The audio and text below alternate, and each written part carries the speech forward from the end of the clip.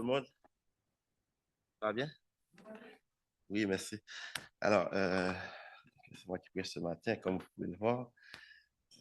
Avant de commencer à prêcher, donc je souhaite la bonne fête à toutes les mamans ici, que ce soit une mère spirituelle, une mère biologique.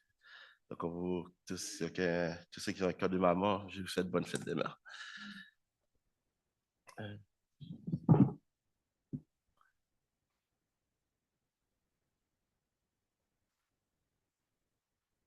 ok, super. Alors, comme le titre de mon message ce matin, c'est Vivre autrement, se libérer du légalisme. Donc, on continue notre série sur la grâce que nous avons commencé il y a quelques semaines. Donc, je pense que c'est non, c'est l'avant-dernier message. L'avant-dernier message. Donc, le titre, c'est Vivre autrement, se libérer du légalisme. Donc, je ne sais que vous savez pas, qu'il y en a qui ne savent pas ce que ça veut dire légalisme, mais on va définir le thème au courant de notre prédication. Euh, je vais commencer avec une citation. Ça va ainsi. L'un des problèmes les plus sérieux auxquels l'Église chrétienne évangélique se trouve confrontée aujourd'hui est est celui du légalisme. Donc aujourd'hui, l'Église chrétienne, l'Église évangélique fait face à un problème sérieux qu'on appelle le légalisme. C'est quelque chose qui était déjà présent au temps de Jésus, lorsque Jésus il combattait les pharisiens, il combattait le légalisme, il combattait le comportement. Au temps de Jésus, c'était problématique. Au temps des apôtres, c'était un problème également, le légalisme. Mais aujourd'hui, même à travers l'histoire de l'Église, ça a toujours été un problème, le légalisme. Comme j'ai dit, même si il y en a qui ne savent pas c'est quoi, mais je vais vous donner une petite définition, c'est quoi le légalisme. Et il y a un auteur qui dit, qui donne une définition que je trouve intéressante. Il dit, le légalisme est une attitude, une mentalité motivée par l'orgueil. En d'autres mots, c'est quelqu'un qui essaye de mériter la grâce de Dieu par ses œuvres, par ses performances. Donc, on a vu tout au long de la série, Daniel y a prêché, Alan y a prêché, on a vu que la grâce est une faveur imméritée. Ce n'est pas quelque chose qu'on doit payer pour, ce n'est pas quelque chose qu'on doit faire en retour. Donc, c'est quelque chose qui est gratuit, que Dieu nous donne gratuitement. Mais le légalisme, c'est quelqu'un qui pense ou qui essaye de mériter la faveur de Dieu par ses performances, par des actions. Puis, je pense que la Bible est claire aussi que la grâce est une faveur imméritée. Donc, ce matin, donc c'est ça qu'on va couvrir. Donc, on va parler du légalisme, on va parler de la grâce. Et on aura comme arrière-plan l'épître aux Galates. Donc, c'est l'épître de la lettre de Paul aux Galates. Donc, lorsque Paul y écrit son épître aux Galates, donc l'auteur, c'est Paul, lorsque Paul y écrit cette lettre, il n'est pas, je vous dirais, il n'est pas dans la joie, il n'est pas content. Donc, on va voir dans d'autres lettres qu'il va écrire, il va dire, je me réjouis de votre progrès, je me réjouis de ce que vous avancez, vous grandissez spirituellement. Mais lorsqu'il écrit à cette église-là, il n'est pas dans, il est un peu dans la tristesse, il est inquiet, il est fâché. Pourquoi exactement? Parce que cette église, l'église de Paul, parce que l'église de Galate, donc cette église-là, ils étaient en train de se détourner tranquillement de la grâce. Donc, ils ont commencé par l'évangile, ils ont reçu le message de Jésus-Christ, ils ont reçu le message, mais tranquillement, ils voulaient se détourner de ce message-là qu'ils ont reçu. Donc, ils voulaient en fait retourner au judaïsme. Le judaïsme, c'est une religion d'œuvre. Ils voulaient retourner au judaïsme. Donc, eux autres, cette église-là, mais probablement c'est des membres de l'église, ce n'était pas toutes, mais ils se disaient que pour devenir, pour être chrétien, oui, ils sont chrétiens, mais le sang de Jésus-Christ n'était pas suffisant, n'était pas assez. Donc, il y avait il disait que pour être chrétien, pour être sauvé, il fallait se circoncire. Il fallait se circoncire. Donc, on devait passer par la loi, il devait passer par la circoncision comme l'avait prescrit Moïse. Et donc, cette église-là était sur la voie du légalisme. Ils étaient en voie pour mériter, pour être sauvé, pour être méritoire, il fallait faire quelque chose. Oui, ils croyaient en Jésus-Christ, mais c'est Jésus-Christ plus. Ce n'est pas Jésus-Christ et la loi, mais c'est Jésus-Christ plus la loi. Vous êtes avec moi? Donc, pour être sauvé, donc il fallait se circoncire. Puis c'est ce que Paul il leur reproche dans son épître. Donc il n'est vraiment pas content. Parce qu'en consentant ou non, le légalisme, vivre par la grâce, ce sont deux voies différentes. La voie du légalisme et la voie de l'évangile. Donc, c'est complètement différent. Donc, c'est soit vous êtes de ce bord-là, vous êtes là. Des fois, les gens, ils se promettent entre les deux, là, parce que c'est subtil, mais donc, c'est vraiment ça le dilemme de cette église-là. Il va leur dire dans Galates 1, verset 6 à 7, il dit, je m'étonne que vous vous détourniez si promptement, si rapidement de celui qui vous a appelé par la grâce de Christ pour passer à un autre évangile. Non pas qu'il y ait un autre évangile, mais il y a des gens qui vous troublent et qui veulent renverser l'évangile de Christ. Donc, il y avait des gens dans cette église-là, ou probablement à l'extérieur, qui leur prêchaient un autre évangile de ce qu'ils avaient reçu au préalable. Et ça, c'est le légalisme, comme le fait de vouloir quitter cette voie-là, la voie de la grâce, pour aller dans la voie du légalisme. Donc, le peuple de Galate, ils acceptaient un enseignement différent. Donc, il disait qu'il fallait pratiquer la circoncision, comme j'ai mentionné, pour être sauvé. Oui, Christ est mort, mais Christ ne suffit pas. Pensez-vous vraiment que le sang de Christ n'est pas suffisant? Le sang de Christ est suffisant. Donc, pour être accepté par Dieu, donc, il devrait pratiquer d'autres choses. Il devrait pratiquer d'autres choses autres que le sang de Jésus-Christ qui a coulé sur la croix. Paul, il va continuer plus loin dans Galates 3, verset 1. Il va dire, Galates sans intelligence, en tout cas, c'est une belle lettre. Donc, moi, je vous encourage à la lire. C'est une belle lettre. Il y a beaucoup de contenu théologique. Il parle de la grâce pour faire profusion. Donc, je vous invite à le lire chez vous. Galates sans intelligence. Qui vous a fasciné pour que vous n'obéissiez plus à la vérité? Aux yeux de qui Jésus-Christ a été décrit comme crucifié. Voici seulement ce que je veux apprendre de vous. Est-ce en pratiquant les œuvres de la loi que vous avez reçu l'Esprit ou en écoutant l'Évangile avec foi? Manquez-vous, je vous dis, il est vraiment pas content. Manquez-vous à ce point de bon sens? Après avoir commencé par l'Esprit, voulez-vous vraiment maintenant finir par vos propres forces?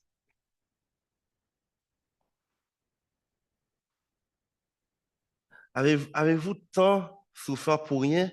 Si du moins c'est pour rien, celui qui vous accorde l'esprit et qui accomplit des miracles parmi vous, le fait-il donc parce que vous pratiquiez les œuvres de la loi ou parce que vous étonnez avec foi? Ah, je n'ai pas tourné le verset, désolé. Donc, si on lit juste ce court extrait-là, Paul n'y en revient juste pas. C'est comme dire, des fois, je parle à Cassandra, je dis vraiment, vraiment, tu penses que je suis vraiment comme ça? Tu me connais mieux que ça. Des fois, je dis ça, really? Tu penses vraiment que je suis comme ça? Donc, c'est un peu ça comme les questionnements que Paul il a dit ici. Donc, c'est parce qu'il ne comprend pas. Explique-moi ce qui se passe.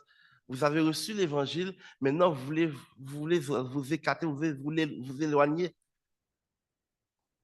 Puis ce peuple-là, je vais vous dire, mes amis, ce n'est pas qu'il rejette Jésus-Christ, mais il voulait ajouter autre chose. Donc, oui, il croit en Jésus-Christ, mais c'est juste pas suffisant. Donc, il se laisse emporter. Donc, c'est comme si c'est un peuple qui manque de discernement, en fait. Il manque de discernement. Il se laisse emporter par tout vent de doctrine. Des fois, c'est la même chose aujourd'hui aussi. Donc, on reçoit l'évangile, mais des fois, on écoute des choses sur Internet ou sinon, on écoute d'autres que les gens qui ne sont pas chrétiens disent. Des fois, même ceux qui sont chrétiens, ils disent, puis là, on se laisse influencer, puis tranquillement, on tombe dans le légalisme, puis on s'éloigne tranquillement de Dieu. Des fois, on pense qu'on est si proche avec notre piété, mais en réalité, on s'éloigne.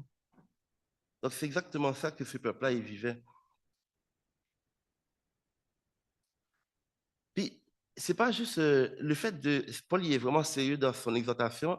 C'est pas juste une petite affaire. est-ce que je viens à l'église le dimanche ou je m'en vais à l'église le samedi? Non, non, c'est pas ça ici, là. Donc, c'est vraiment, vraiment un problème théologique. Donc, la croix de Christ, c'est le message central de l'évangile. Donc, c'est sur ça qu'ils veulent s'éloigner. C'est pas juste une question, est-ce que je viens à l'église le dimanche ou le samedi ou est-ce que je m'habille en pantalon ou en jupe? C'est pas ça ici. C'est vraiment la croix, s'éloigner de l'évangile carrément. Parce que l'évangile, comme je dis, la grâce est vraiment gratuite. Donc, l'évangile est gratuit.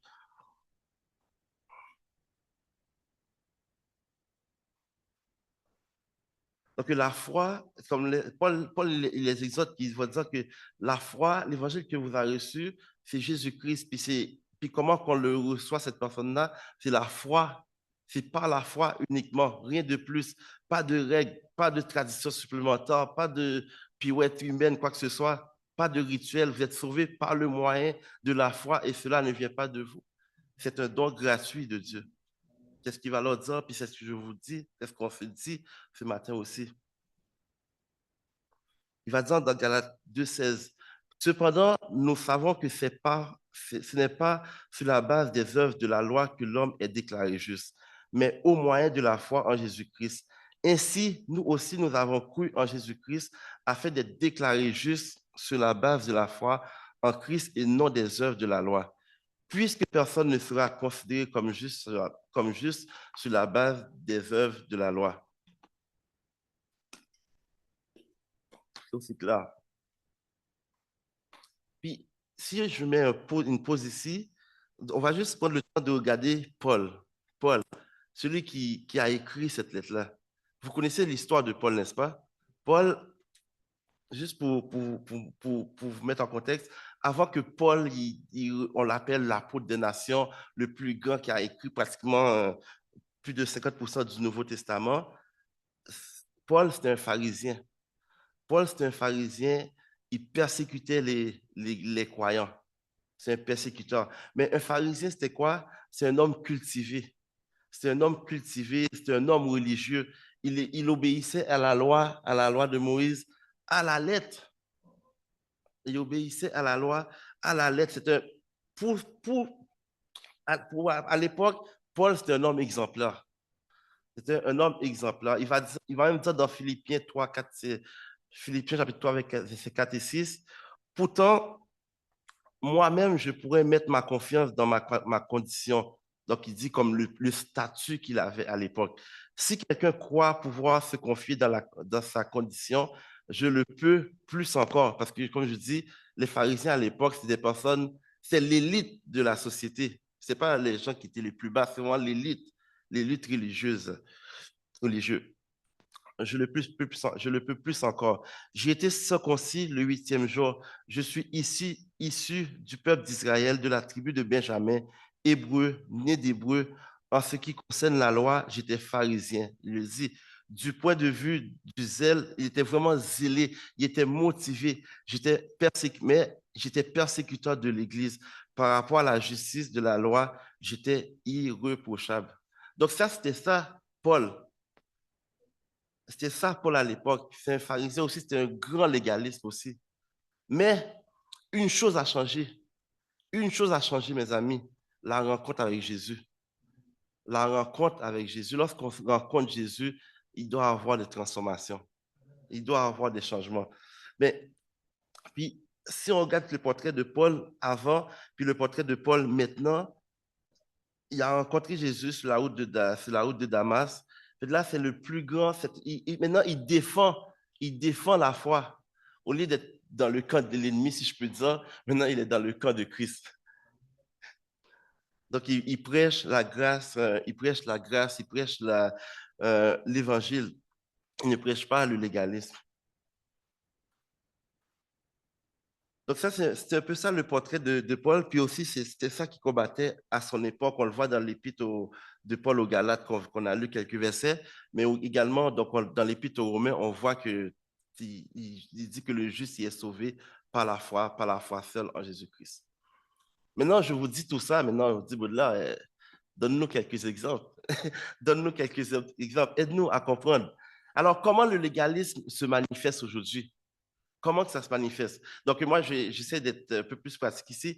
Donc, comme j'ai dit, à l'époque, les Galates, les autres, on parlait de la circoncision.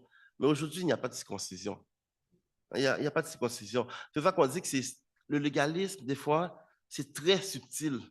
C'est très subtil. Des fois, je fais une concession. Par moment, je suis un grand légaliste.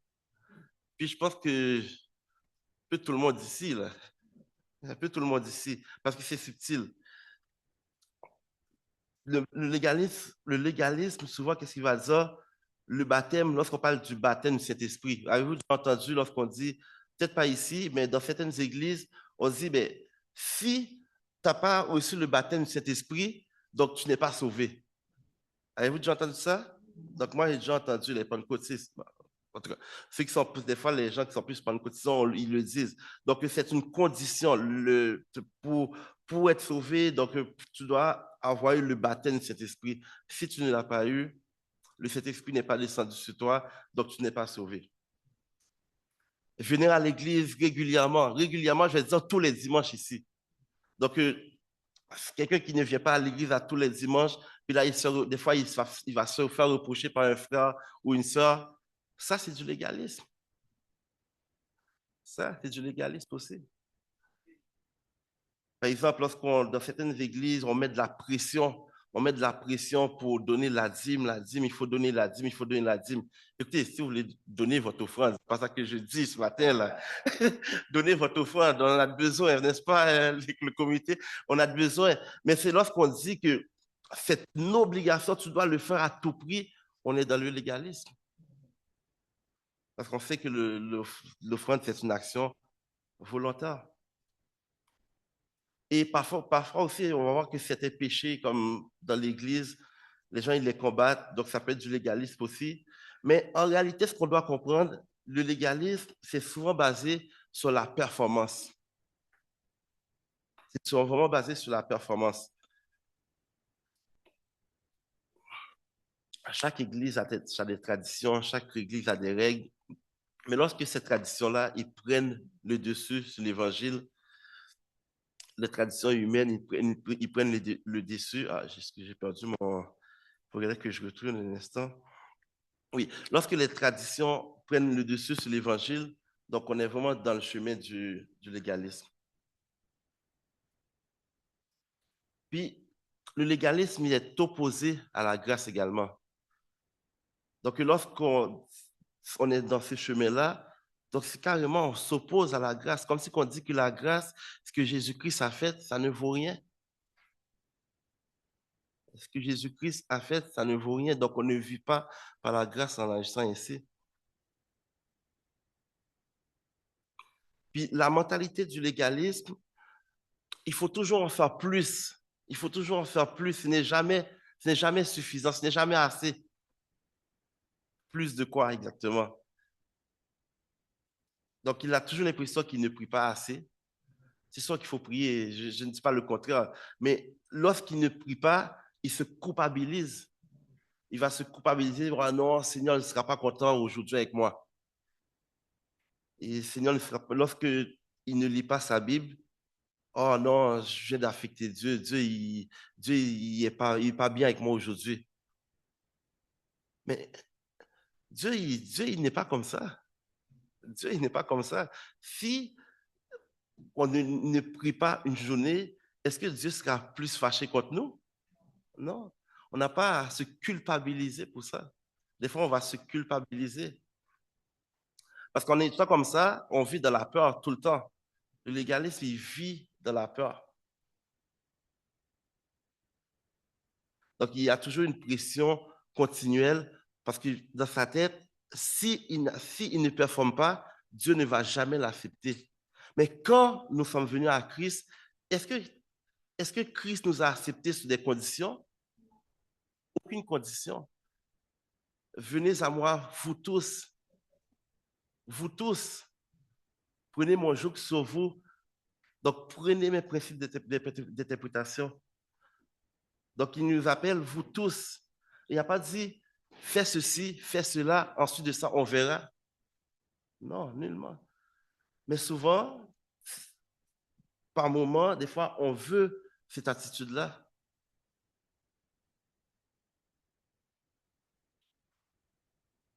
Donc, le légalisme, il fait tout pour plaire à Dieu. Donc, pour pouvoir avancer, pour pouvoir comme être accepté de Dieu, il doit faire des choses, lire sa Bible. Donc, il doit avoir une piété extérieure qui est vraiment qui est vraiment un haut standard. Souvent, c'est comme si que c'était, moi, des fois, je dis à Bianca, si tu fais tes devoirs, je vais te compenser. Je vais te compenser, je vais te donner des bonbons, je vais t'amener au McDo, peu importe. Mais des fois, on deal avec Dieu. Dieu, il n'y deal pas. Peu importe la situation. Donc, on sera toujours accepté par Dieu. Ceux qui ont des enfants, si votre enfant, il ne se comporte pas bien, est-ce que vous l'aimez moins? Non, pas du tout. Dieu est le péché, mais il aime le pécheur.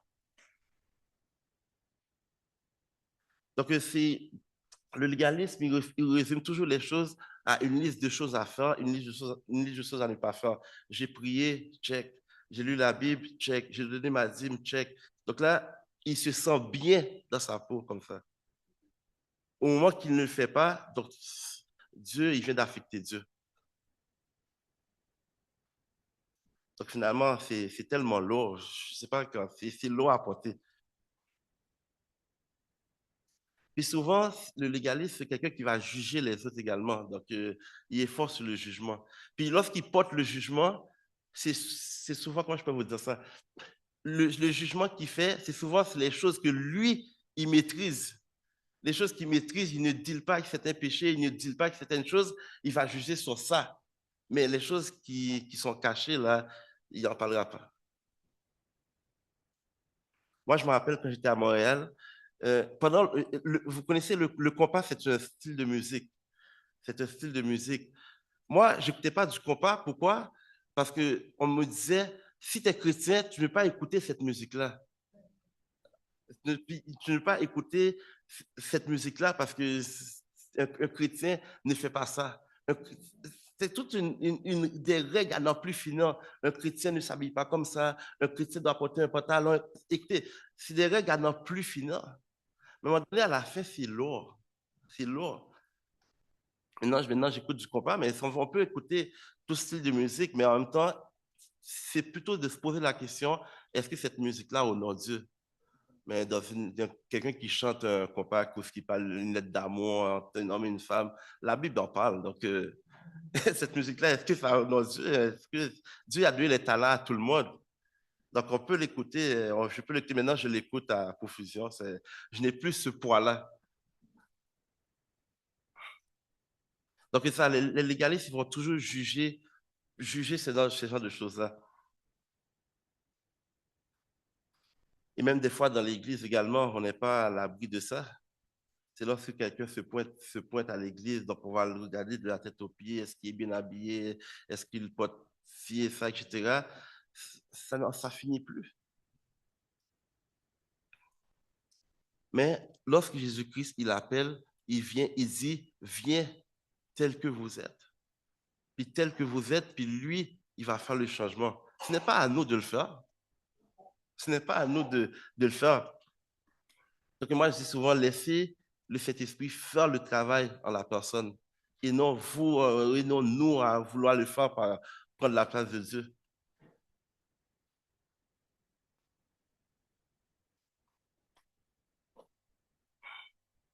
Donc c'est Dieu qui change les cœurs. Ce n'est pas nous, par notre légalisme, qui veut vouloir changer les gens à tout prix. Donc on veut embarquer les gens sur un autre joug. Donc également, la personne qui est légaliste, il va toujours vouloir se comparer. Il va toujours vouloir se comparer aux autres. Donc lui, il dit, mais moi je jeûne, toi tu ne jeûnes pas. Moi, je suis entièrement consacré, toi, tu n'es pas consacré. Donc, c'est toutes des. Donc, finalement, c'est l'extérieur qui est important. C'est l'extérieur qui est important que l'intérieur. J'ai eu des gâteaux à la maison. J'ai eu des gâteaux à la maison, puis là, maintenant, j'ai une belle cuisine. Non, je fais des faces. Mais je viens de garder à la maison, puis là, on a refait un peu de réno. Maintenant, tout paraît beau. J'ai beaucoup de personnes qui m'aident, puis je rends gloire à Dieu pour ça. Je rends gloire à Dieu pour Daniel qui m'aide beaucoup. On a refait une partie de l'électricité dans la cuisine. Tu sais, quand on regarde la cuisine, tout a l'air beau. Mais lorsqu'on ouvre les murs, il dit, mais l'électricité n'est pas bien faite, tu peux passer au feu. Tous des branchements qui sont faits à l'envers, etc. Fait que là, on essaie de y mettre beaucoup avec tout ça, puis je rends gloire à Dieu pour ça. Mais qu'est-ce que je veux vous montrer par là? Des fois, on est tout beau de l'extérieur, mais lorsqu'on ouvre à l'intérieur, qui pourrait mettre son cœur sur la table ici? Qui pourrait mettre son cœur sur la table ici? On dit, oui, c'est beau ce qu'on voit de l'extérieur, le paraître, mais lorsqu'on ouvre le cœur, qu'est-ce qu'on voit?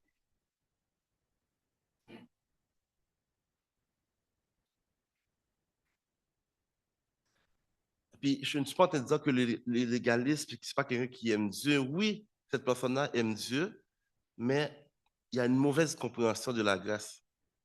La grâce que Dieu donne, il y a une mauvaise compréhension. Donc, parce que Dieu n'a pas seulement envoyé son Fils, il a envoyé son Fils unique. Donc, le sacrifice est complet. Donc, il n'y a pas à ajouter quoi que ce soit de plus. C'est uniquement par lui, la croix seule.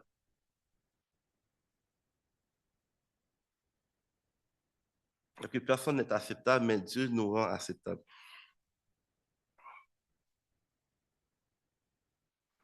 Puis, des fois on fait l'évangélisation. Des fois, la personne qui est légaliste prêche, il va évangéliser, il va amener, il sait amener des gens à Christ.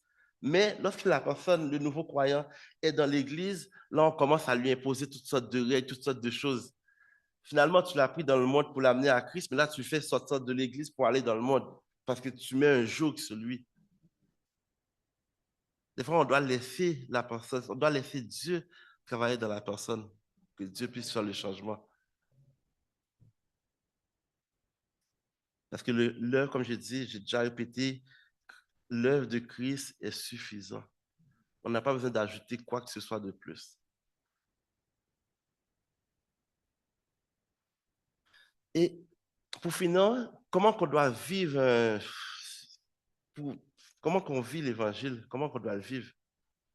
C'est aussi simple, d'avoir cette pensée-là que peu importe notre situation, peu importe notre arrière-plan, notre couleur de peau, peu importe notre statut, notre rang social, Dieu nous accepte tels que nous sommes. Et c'est de cette manière-là que nous devons vivre et avoir une vie de dépendance envers Dieu. C'est de dépendre de lui constamment parce que le légalisme, en pensant qu'il peut faire les choses par lui-même pour plaire à Dieu, on ne dépend plus de Dieu parce que c'est mes forces, pas mes propres forces. Puis, laissez-moi vous dire, Dieu n'est pas impressionné. Dieu n'est pas impressionné par toute la performance qu'on peut faire si notre cœur n'est pas bon. Donc, ayons cette vie de dépendance-là. Donc, pour finir, juste une dernière, un dernier passage que je voulais partager avec vous. Vous connaissez la parabole du fils prodigue, n'est-ce pas? La parabole du fils prodigue, des fois, c'est deux fils, un fils qui est perdu, il y en a un qui est retrouvé. En fait, c'est deux fils perdus, c'est pas vrai. C'est deux fils perdus, il y en a un qui est parti faire la fête, puis il est revenu. Donc, je ne vais pas vous lire tout le texte, mais je vais vous lire quelques passages.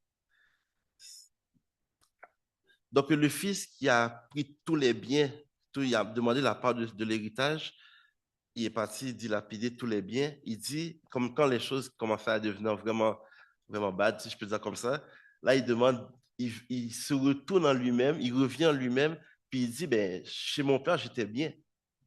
Maintenant, je vais retourner chez mon père. Il va dire, je vais retourner vers mon père et je lui dirai, Père, j'ai péché contre le ciel et contre toi.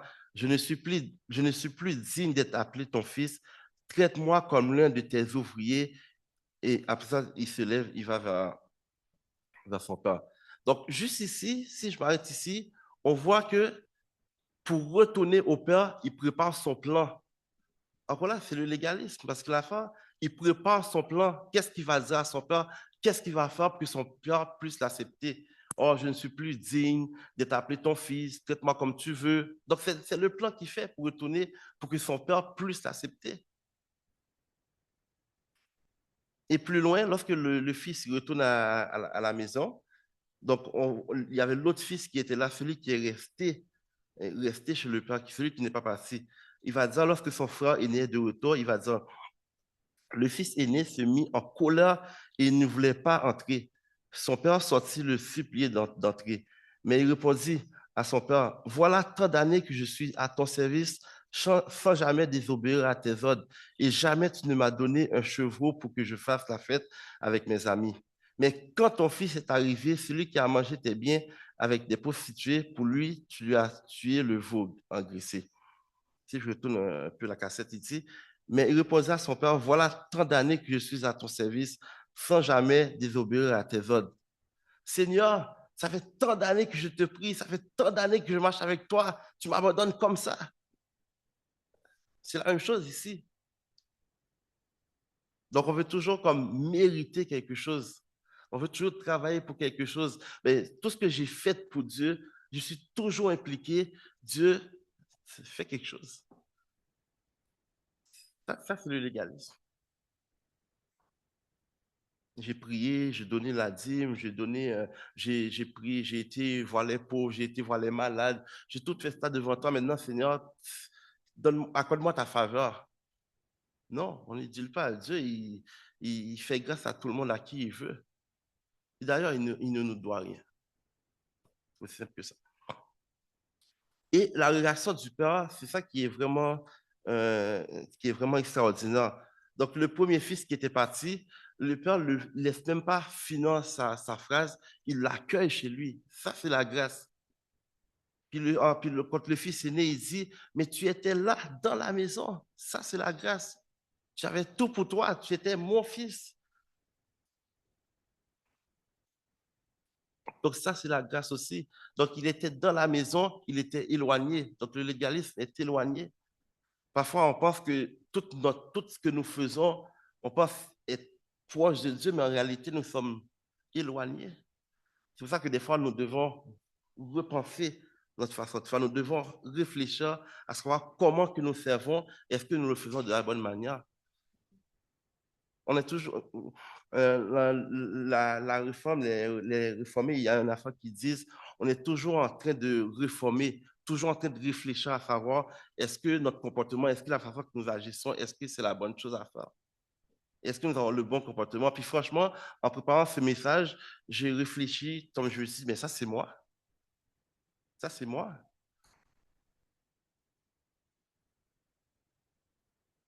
Donc, peu importe ce que nous faisons, nous- notre performance ne nous donnera pas l'acceptation de Dieu.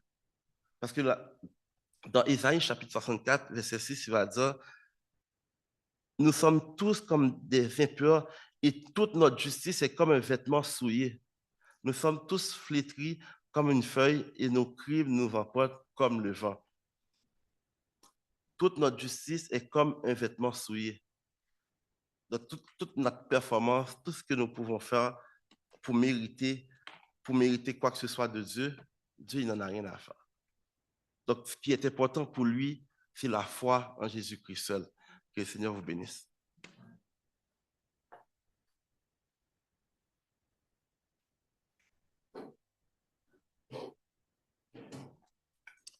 Merci beaucoup, frère Baudelaire, pour ce message